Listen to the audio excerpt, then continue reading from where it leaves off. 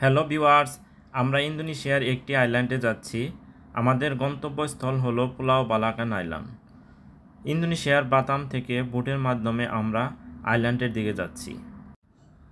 Singapore থেকে ফেরিতে করে সবচেয়ে সহজ এবং স্বল্প ব্যয়ে বাতাম দ্বীপে যাওয়া যায়। বাংলাদেশ থেকে সরাসরি বাতাম দ্বীপে যাইতে চাইলে সিঙ্গাপুর হয়ে চলাচল করতে পারেন।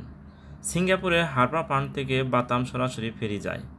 সিঙ্গাপুরের বিমানবন্দর হতে এমআরটি বাস এবং ট্যাক্সিতে করে হারবার পয়েন্ট স্টেশন আসতে পারবেন।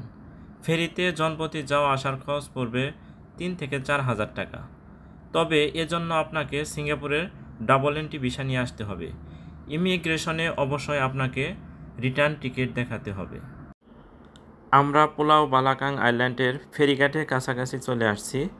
সমুদ্রের পানি অনেক স্বচ্ছ, মনোমুগ্ধকর পরিবেশ, খুবই ভালো লাগছে।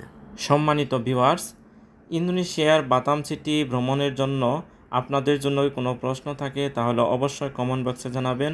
আমি আপনাদের প্রশ্নের উত্তর দেওয়ার জন্য চেষ্টা করব। আর যারা এখনও আমার চ্যানেলটি সাবস্ক্রাইব করেননি, অতি দ্রুত সাবস্ক্রাইব করে নিন। আমি আপনাদেরকে সিঙ্গাপুর সিটি সহ বিশ্বের অন্যান্য শহর দেখানোর জন্য চেষ্টা করব।